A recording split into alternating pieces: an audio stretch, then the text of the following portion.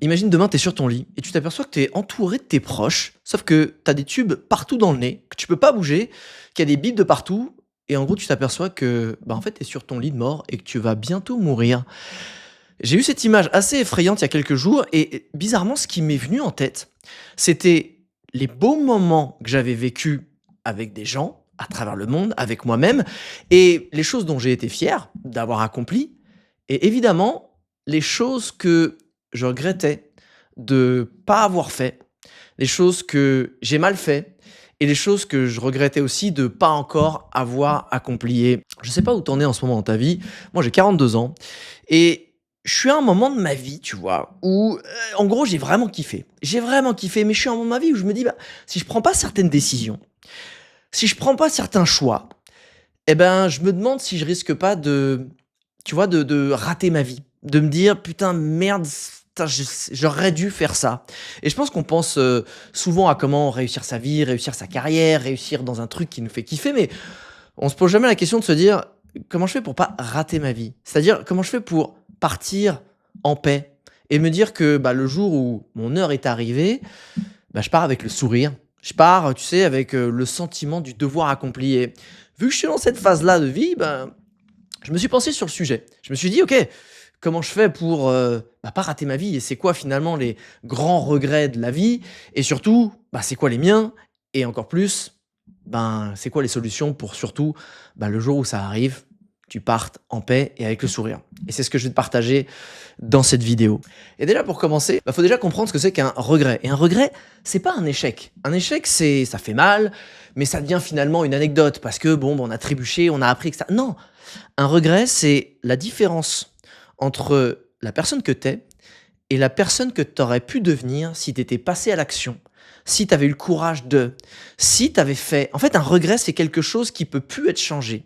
C'est quelque chose qui, dans ton corps, tu aurais voulu le réaliser, tu as fait le choix de pas le faire et en fait, tu peux plus rien changer.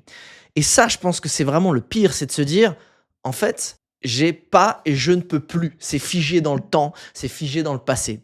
Et donc du coup, je me suis, renseigné. Et finalement, c'est déjà je veux pas reproduire les mêmes erreurs que la plupart des gens et il y a un bouquin qui a été écrit par Bronnie Ware, qui est une infirmière qui était en soins palliatifs et qui a vu malheureusement, bon après c'était son job, mais des milliers de personnes partir parce que c'était leur dernier jour, parce qu'elle était là pour les accompagner. Et elle a écrit un bouquin, Les 5 plus grands regrets sur son lit de mort. Et je vais te les donner très vite, mais surtout, je vais te donner des exemples et aussi des exemples de personnes connues dont on se douterait pas, des personnes encensées qui, en fait, avaient d'énormes regrets sur leur lit de mort et dont on parle pas parce que c'est beaucoup plus stylé de dire waouh, ils étaient géniaux, etc. et de voir que le côté très cool, mais pas voir finalement à la finalité, la fin de la course, quel bilan ils en tireraient. Et derrière, je te partagerai aussi mes regrets et encore une fois, et c'est le plus important, les solutions. Hein. C'est aussi ça, parce que ça sert à rien de se dire bon vas-y, ok, j'ai identifié les regrets, etc. Et à un moment donné, une fois qu'on sait, faut faire des choses, ok? Donc c'est ça que je vais te partager. Premier regret, c'est finalement vivre pour les autres. Et je lis, c'est j'aurais aimé avoir le courage de vivre une vie fidèle à moi-même, pas celle que les autres attendaient de moi. Et en gros, elle a eu plein de témoignages de gens qui se sont pas autorisés vraiment à être eux-mêmes, qui encore une fois vivaient pour les gens. Et il y a deux personnes très célèbres, dont tu seras étonné, qui avaient ce regret-là. Le premier, c'est Michael Jackson, qui en fait, son plus grand regret, c'est de pas avoir pu vivre une enfance. Et tu sais, on voyait souvent des phases de lui, des fois un peu chelou, il était comme un enfant. C'est parce qu'en fait, lui n'a jamais pu avoir l'occasion d'être un enfant, parce que son père l'a projeté à être un enfant star, et il a eu le sentiment d'être parti là-dessus, mais que c'était pas ce qu'il voulait vraiment, et surtout, dont on lui a arraché et volé un moment de sa vie qui est irrécupérable. Il y a aussi George Reeves. Alors George Reeves, ça te dit peut-être rien, c'est le premier Superman, tu sais, dans les années 50, wouhou, tu sais, avec le collant, le film, etc. En fait, à la base, lui, il détestait ce rôle. Enfin, c'était un rôle, ok, c'était cool, mais ça lui a tellement collé à la peau que malheureusement, il s'est pas autorisé en fait à dire qu'il aimait pas pour aller chercher d'autres rôles. Il est resté toute sa vie bloqué dans quelque chose qui le rendait malheureux, et parce que il était accroché au fame et à l'argent et qu'il avait peur de prendre ce risque de changer cette image, il s'est jamais autorisé à essayer de changer. Le deuxième regret, c'est d'avoir travaillé trop dur. Et je lis la phrase qui est vraiment la plus dite par les personnes sur l'hymne, c'est « J'aurais aimé ne pas avoir à travailler aussi dur ». Et en gros, il y a vraiment des témoignages dans ce livre qui sont poignants de personnes et surtout des hommes d'affaires, des gens qui avaient leur et ça, c'est pour ça que ça me parle, mais tu vois, leur business, leur société qui aujourd'hui, ben, disent qu'ils auraient aimé, en fait, sur leur lit de mort, pouvoir donner mais tout l'argent qu'ils avaient pour revivre des moments avec leurs enfants. Parce qu'en fait, ils ont fait tout ça à la base pour leur famille, mais leurs enfants, en fait, ils avaient plus de connexion avec parce qu'ils les a pas vus grandir, parce que soi-disant, ils bossaient pour eux, pour les mettre bien, sauf que, bah, vu qu'il a créé aucun lien, bah, en fait, il a l'impression qu'il avait fait tout ça pour rien et que ça avait nourri surtout son ego et ce sentiment d'avoir fait quelque chose pour les autres, chose qu'ils avaient rien demandé. Et une personne très célèbre qu'on encense pour avoir changé le monde, et c'est vrai, c'est Steve Jobs. Bah, Steve Jobs, en fait, qui est mort d'un cancer du pancréas finalement très jeune. Pancréas, hein, c'est quand tu prends vraiment le stress et que tu lâches rien. Eh ben, je vais lire ses derniers mots. C'est une lettre qu'il a écrite, hein, vraiment sur son lit de mort. Dans les ténèbres, je réalise que la richesse et la reconnaissance n'ont plus de sens. Et qu'en gros, bah, il disait qu'il avait construit un empire, mais qu'il a raté des milliers de moments vraiment importants avec sa famille et ses proches. Et c'est ce qu'il disait, c'est que bah, finalement, moi aussi, c'est quand j'ai eu cette image, quand tu as l'impression que tu vas mourir et que c'est le dernier moment de ta vie, qu'est-ce qui revient? C'est des émotions avec ces fameux moments que tu as eu de fort. Et tu as rarement eu un moment genre waouh, j'ai créé un nouveau produit, c'est génial. Ou waouh, j'ai encaissé tant d'argent. C'est, je me rappelle ce moment incroyable avec. Oh, je me souviens le jour où j'ai ressenti et que j'ai rencontré un tel. Oh, je me souviens la galère qu'on avait eue. C'est des moments avec des émotions fortes, avec des gens. Et c'est rarement le cas quand c'est au travail. Souvent, ça peut t'arriver quand tu as une énorme victoire, mais finalement, tu as mis des années pour l'avoir. Donc en fait, tu as balayé toutes ces années pour ce petit moment et tu as effacé tout le reste. Troisième regret, et je pense que c'est celui qui me fait le plus mal, parce que moi, j'ai beaucoup de facilité finalement à ne pas avoir ce regret, mais je sais qu'il y en a, c'est très dur. C'est le silence en fait. C'est le silence de ne pas communiquer le fait que ça va mal. Et ben, surtout que moi, ça me touche particulièrement parce que je suis un homme et 80% des suicides dans le monde, ce sont des hommes. Pourquoi? Parce que cocotte minute, parce qu'on ne montre pas, parce qu'on ne dit pas qu'on a le droit. Et la phrase, c'est vraiment de se dire, j'aurais aimé avoir le courage d'exprimer mes sentiments. Et il y a une personne célèbre qui s'est suicidée, que tout le monde pensait, waouh, trop cool, vraiment, je suis bien dans ma peau parce que je suis là, parce que je fais rire les gens. C'est Robin Williams, l'acteur. C'est celui qui est là, mais je sais pas si tu vois, moi, à chaque fois que je le voyais, qui faisait rire les gens, qui faisait le pitre, Madame Doubtfire, enfin, tu vois, il y a le cercle des poètes disparus, il y en a plein, mais c'est ce côté où il fait rire, mais tu sens qu'à l'intérieur, il est putain de triste. Bon, bah, quand tu vois comment il a terminé, c'est parce qu'en fait, il faisait le clown pour masquer, pour ne pas faire face à toutes ses émotions. Et il a dit son plus grand regret, c'est je regrette d'avoir fait rire la planète entière, mais je portais un masque parce que j'osais pas vraiment partager ma propre douleur, de peur de briser l'image du clown joyeux. Et c'est ouf de se dire, en fait, on a peur de juste de dire son mal-être pour que les autres soient bien, pour perdre quelque chose. Et qu'à un moment donné, à quoi ça sert d'avoir une image publique quand en fait, cette image publique qui a l'air stylée sur le papier, être en malheureux et potentiellement là, et t'emmène jusqu'au suicide. Le regret numéro 4, c'est je regrette d'avoir perdu le contact avec mes amis ou avec certains proches. Et il y a l'acteur Marlon Brando qui justement dit ouais, j'avais le fame, mais je me sentais vraiment seul et isolé. Et ça, c'est quelque chose, sur la fin de nos jours, je pense, on sous-estime mais la solitude. Et comment on fait pour pas être seul? En fait, il faut cultiver des liens qui, oui, on prend des chemins différents. Mais je pense qu'il y a aussi quelque chose d'important, je le vois, on est la somme des 5 personnes qu'on fréquente le plus, certes. Mais il y a quand même aussi des gens qui sont des racines, des piliers, qui, moi-même, je m'en suis éloigné. Et c'est pas que je le regrette, mais je pense qu'il y a des moments où il faut peut-être prendre certaines distances pour réaliser certaines choses dans sa vie. Mais il y a des moments où il faut avoir aussi le courage et surtout l'humilité de revenir vers ces gens-là et dire hey, j'aimerais bien qu'on reconnecte. Parce qu'en fait, c'est des ancres, c'est des racines. Et encore une fois, c'est des moments simples. Et oui, des fois, il y a des moments dans ta vie où tu as besoin de réaliser, de te prouver. Mais il y en a d'autres où tu as juste besoin d'avoir des moments simples. Et c'est souvent avec tes amis proches ou de la famille que tu as peut-être un petit peu mis de côté. Et le 5e regret, et celui-là, il est quand même fou, c'est j'aurais aimé m'autoriser à être plus heureux. C'est vraiment fou de se dire je ne m'autorise pas à être heureux. Ça revient un peu avec le premier de se dire en fait, je fais un peu ce qu'on attend de moi, ou alors j'ai peur de réaliser des choses qui vont vraiment me rendre heureux parce que en fait je troque la sécurité pour mon bien-être. Et oui, je pense que la sécurité c'est essentiel parce que quand on a vraiment all-in sans filet, je le fais plusieurs fois dans ma vie, parfois ça peut faire peur et la peur, l'anxiété va te bouffer on va dire le bonheur que tu troques contre la sécurité. Mais à un moment donné, c'est encore une fois, tu vis qu'une fois. Faut vraiment s'autoriser à dire ça c'est en trop ou ça c'est pas assez et je vais y aller. Et la personne connue en fait qui s'est pas autorisée à être assez heureux, c'est Heath Ledger, qui est le Joker dans Batman, donc qui s'est aussi d'une certaine façon suicidé parce qu'il a fait une overdose, parce qu'en gros tous ses proches, et même lui le disait à ses proches, c'est je m'autorise jamais à vraiment profiter. Parce que je me sens écrasé par la pression et au toujours plus et à la suite. Et finalement, en fait, ça m'étouffe et je m'autorise pas à couper pour juste être bien et profiter de tout ce que j'ai accompli. Et ça, je trouve ça incroyable. C'est comme aussi Avicii, le grand DJ qui détestait être sur scène, il adorait composer, mais s'est retrouvé dans un cercle vicieux de gens mal entourés qui le poussaient à être ce qu'il n'était pas et donc ce qui le rendait malheureux. Et le mec avait le talent, l'argent, le fame, il a réussi, entre guillemets, à se suicider parce qu'il prenait trop de médoc, ou il avait trop bu. Et pour moi, c'est une forme où tu as envie de t'éteindre alors qu'il avait tout dans les mains parce qu'il s'autorisait pas juste à s'écouter. Et ça, je trouve ça, mais vraiment, c'est le pire. T'as réussi ta life sur tous les plans, genre t'as gagné le fame, dans ce que t'aimes, t'es reconnu, t'as de l'argent. Et en fait, tu fais pas ce que tu veux, justement. Parce que tu t'autorises pas. Et pourquoi je te partage tout ça? Parce que comme je te dis, aujourd'hui, j'ai 42 ans et j'ai passé 10 ans et presque 15 ans même de ma vie ces dernières années à voyager parce que j'ai parcouru le monde pendant plus de 10 ans. J'étais influenceur voyage, j'étais un des premiers influenceurs voyage en France. J'étais un des premiers à être payé pour voyager. J'en rêvais, je l'ai eu. J'ai poncé le monde, j'ai réalisé des rêves, j'ai coché plein de cases. J'ai eu, entre guillemets, de la notoriété, mais j'ai été aussi payé pour réaliser des rêves, des choses que moi-même j'aurais payé pour faire ça.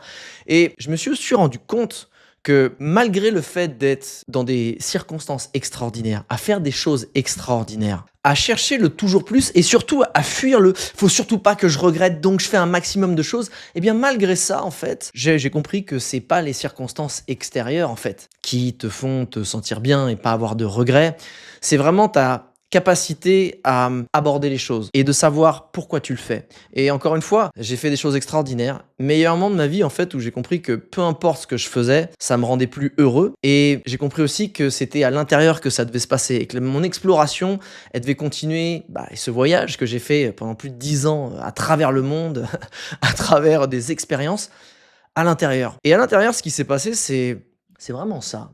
C'est de se dire, comment je fais non plus pour faire, mais être la personne et devenir la personne que je regretterai pas et surtout qui me permettra de partir encore une fois avec le sourire le moment venu. Et d'ailleurs, si j'ai créé cette nouvelle chaîne, c'est justement pour, je pense, te partager tout ce que j'ai appris durant ces 40 premières années qui m'ont permis quand même d'être libre, heureux et réaliser plein de rêves, mais aussi te partager tout ce que je recherche en ce moment et tout ce que j'expérimente pour profiter du reste de ma vie et de le faire vraiment avec de la fierté et vraiment de me dire ok, je suis content de la personne que je suis devenue et de ce que j'ai accompli. Mais je me suis dit qu'avec cette vidéo, parce que c'était à la base pour moi que je l'ai fait, se dire ok, c'est quoi les regrets, est-ce que moi j'ai des regrets, etc. Est-ce que je vais pas me foirer sur le reste de ma vie? Eh ben, je vais te partager le listing que j'ai quand même fait sur les regrets que j'ai déjà parce que j'en ai et les choses dont je suis, je dirais les victoires, les choses dont je suis fier d'avoir déjà accompli. Et mon premier regret, c'est de pas avoir eu le courage d'écouter mon corps qui criait stop, à l'aide, au secours. Après 10 ans à avoir parcouru le monde, à avoir fait que des victoires, à avoir parcouru le monde en étant influenceur voyage, c'est con, mais quand chaque jour, tu vis le meilleur jour de la vie de quelqu'un, ça fatigue ton âme. Et je sais que c'est con, ça peut paraître très prétentieux et c'est un concept assez compliqué, même pour moi à expliquer, de se dire, être putain d'heureux intensément tous les jours, ça te carbonise en fait. C'est comme si tu sais, t'as passé un anniversaire, tu sais, de 4 jours avec des potes, et tu sors du week-end, c'était génial, mais t'es crevé. Imagine 10 ans de ce week-end tout le temps. Quand j'ai vraiment eu ce moment de se dire j'arrête l'influence voyage parce que j'ai choisi une vie d'évolution et je sens que j'ai besoin de nouveaux challenges, j'ai pas eu le courage de dire stop et de prendre 6 mois à 1 an off, à siroter des cocktails, à apprendre de nouveaux skills, à recharger les batteries de mon âme, de mon corps et de remercier, alors que pendant 10 ans, pourtant Dieu sait que j'en ai fait des conneries, dans la jungle, au bord de précipices, peu importe où tu veux, pas une cheville tordue, pas un ongle retourné, rien. Et j'ai pas remercié mon corps, mon âme et surtout, c'est de se dire, il y a un moment donné, quand tu vas là-haut et que tu vas au pic, faut savoir atterrir doucement pour recharger les batteries et repartir de plus belle. Et ça, c'est un vrai regret. Et je le dis à toutes les personnes qui ont des putains de momentum. Faut accepter qu'il y a un momentum qui est terminé et de préparer le suivant. Et moi, je l'ai pas fait et que finalement, j'ai étiré une période où j'étais mal parce que j'ai pas voulu l'accepter par manque de courage, par manque de recul et parce que j'avais peur aussi de me dire, si j'arrête de faire, qui je suis. Parce que j'ai été reconnu et heureux en faisant. Eh ben, j'ai dû apprendre à être un être humain et pas un faire humain. Autre regret qui est plus récent, ça peut paraître vraiment tout bête, mais c'est d'avoir rendu, là, en début d'année dernière, mon appart à Lisbonne, alors que je m'étais promis que je manquerais. Et ça, j'ai une énorme capacité à repartir de zéro, à lancer des projets, à tout plaquer, mais du coup, c'est aussi mon plus grand point faible. Dès que ça me saoule, j'ai le profil Enneagramme 7 visionnaire positif, j'ai tendance à partir, mais physiquement partir, une sorte de fuite. Sauf que je le regrette, pourquoi? Parce que je l'avais identifié et j'ai pas su me battre pour dire: «OK, j'ai putain de tout ça comme super pouvoir dans la vie, mais j'ai aussi ça comme point faible et défaut» et j'ai pas eu, je dirais, l'audace, le courage d'aller les surmonter et j'étais encore une fois reproduit cette boucle-là et je le regrette parce que j'ai eu une espèce de période d'errance où j'avais besoin aujourd'hui dans ma vie, d'un point d'ancrage. Pendant 15 ans, j'en ai pas eu, j'ai eu 3 ans chez moi pendant 15 ans et là je l'avais et j'ai pas su, en fait, encore une fois, écouter mes besoins. Et je pense que c'est aussi là beaucoup les regrets, c'est tu as des signaux à l'intérieur. On te dit vas-y ou ne le fais pas et tu le fais quand même. Les deux autres regrets, si je devais mourir pour le coup aujourd'hui, enfin, allez, tu sais quoi, juste après cette vidéo, je vais pas faire un infarctus pendant que j'enregistre ça, mais c'est un, de pas avoir eu la possibilité de me battre pour la femme que j'aime et pour une relation qui dure. J'ai passé 6 ans de ma vie avec une femme incroyable et je sais qu'on n'aurait pas pu être ensemble aujourd'hui. Aujourd'hui, c'est une de mes meilleures amies et c'est génial, j'ai beaucoup de gratitude, mais je me suis pas battu au moment où j'aurais dû pour ma relation. J'ai été encore une fois le mec qui dit: «Oh, ça me saoule un peu trop», boum, je m'en vais et j'ai un regret, c'est de me dire, il y a pas un moment donné dans ma vie où je me suis vraiment battu et c'était chiant dans ma relation, mais c'est pas grave. Je vais au-delà parce que c'est ça une relation, c'est des concessions, c'est des périodes des fois où ça va ou ça va pas et j'ai un regret de ne pas avoir tout donné au moins une fois dans ma vie dans une relation pour que ça dure. Et le dernier regret, après je te partagerai justement ce dont je suis fier en espérant que ça t'inspire, c'est de ne pas avoir à date pris le temps, l'effort et l'énergie pour avoir les couilles et vraiment le courage d'aller lever des fonds pour créer une réserve naturelle privée avec un village de créateurs et d'entrepreneurs au milieu. C'est mon grand rêve, c'est de protéger plusieurs centaines d'hectares de nature, pas pour que ça m'appartienne, mais pour dire ici, on le protège, et on le valorise, et on le reboise et on en fait un truc encore mieux, avec un petit village de Gaulois au milieu qui ressemble au lifestyle que j'ai envie d'avoir avec des potes, avec des gens qui partagent mes valeurs. Et c'est un truc que je reporte par manque de, encore une fois, de courage, par peur, d'être rejeté, de tout plein de choses. Et ça, c'est quelque chose vraiment sur lequel il faut que je me penche en 2026. Maintenant, les victoires dont je suis fier, en espérant que ça te soit utile, que ça puisse t'inspirer, parce qu'il y en a quand même beaucoup, et il y a beaucoup plus de choses dont je suis fier, parce que j'essaie vraiment de passer à l'action. La première, c'est avoir quitté un job bien payé, où j'étais cadre alors que j'avais pas de diplôme. Je l'avais à 25 ans alors que normalement tu l'as à 35. J'étais directeur de clientèle en régie pub. Et je m'étais dit non en fait, ça résonne pas. Encore une fois, j'ai eu des signaux là que j'ai écoutés. Et en fait, j'ai claqué madame. Et aussi, c'est une deuxième grande victoire. Je suis parti réaliser mon plus grand rêve à un moment où c'était pas du tout la mode. C'était de faire le tour du monde. Et je suis vraiment parti en mode, en fait, je m'écoute à quoi ressemble la vie quand j'écoute pas ce qui coule de faire, ce qu'on me dit de faire, mais juste ce que mon instinct me dit de faire chaque jour. Où est-ce que j'ai envie d'aller, à quelle heure j'ai envie de me lever, avec qui j'ai envie de passer ma journée, point. Et je l'ai fait sans téléphone. Alors le téléphone existait déjà, je suis pas si vieux que ça, mais j'ai pas pris de téléphone. Du coup, j'ai vécu 1 an dans l'instant présent, à écouter putain de mon instinct tous les jours, et c'était fantastiquement génial. Et ça a été la fondation d'une autre grande victoire, c'est que j'ai réussi à devenir un et même le premier influenceur voyage en France à gagner ma vie en faisant des vidéos de voyage. Alors qu'à la base, il y avait que des mecs à la télé, il y a un Arthus Bertrand, Nicolas Hulot qui y arrivaient.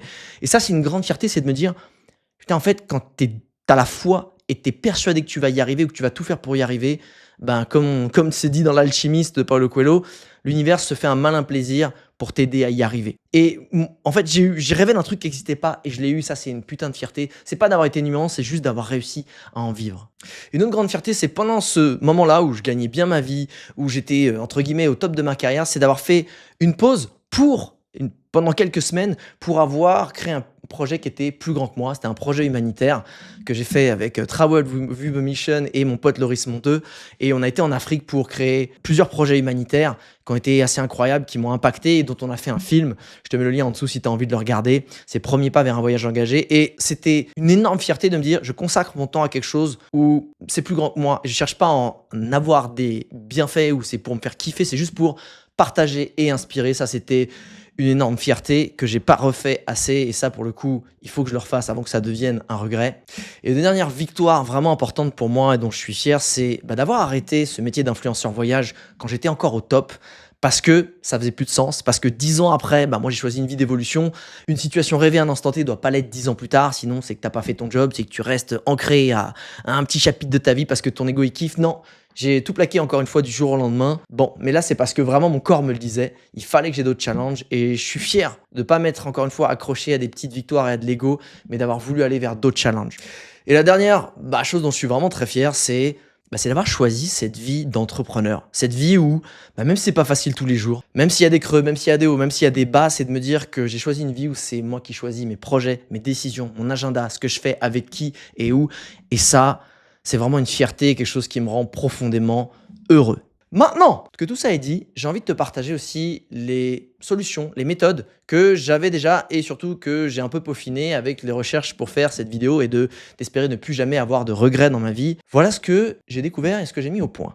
La première méthode, c'est la règle du bateau. Ouais, parce qu'en fait, un bateau où tu lâches le gouvernail, c'est pas un bateau qui s'arrête, c'est un bateau qui dérive et qui suit le courant des autres. Et une vie par défaut, c'est une vie qui vaut à des regrets, tu peux en être certain. Et comment ne pas être ce bateau qui dérive?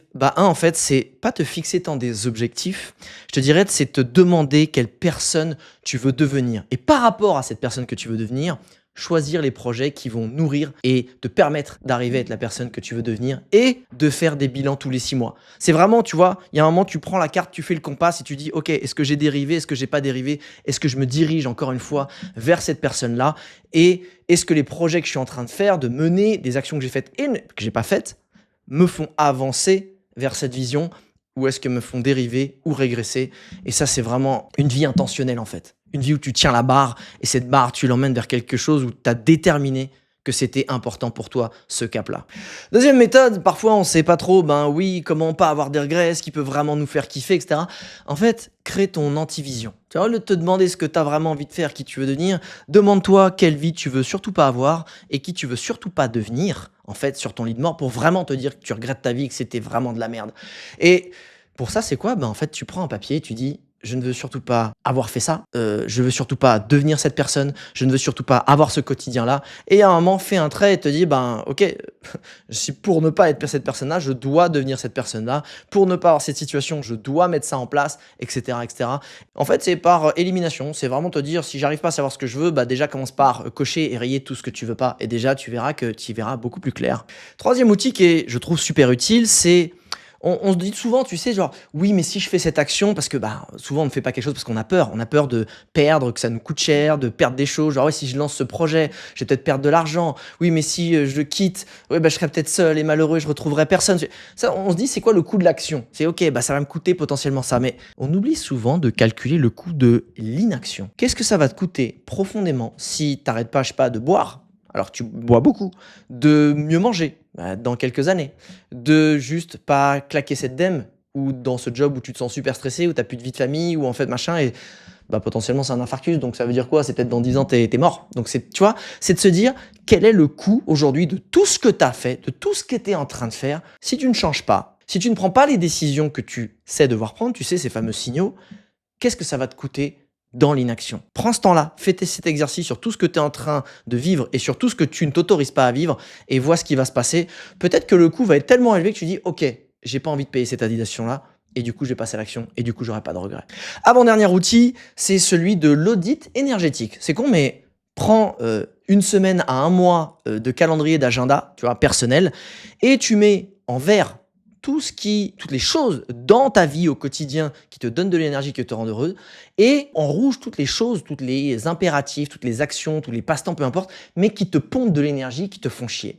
Si ton agenda, il ressemble à un bain de sang, il y a un moment donné, je peux t'assurer que ça va que continuer et ta vie, ça va être de la merde et que tu vas le regretter. Tu vas dire, putain, pourquoi je me suis pas autorisé à être heureux, à travailler moins, à peu importe. Mais fais ce test-là et je peux t'assurer que j'espère pour toi que il sera tout vert. Si c'est pas le cas, il y a des choses à appliquer et à changer dans ta vie.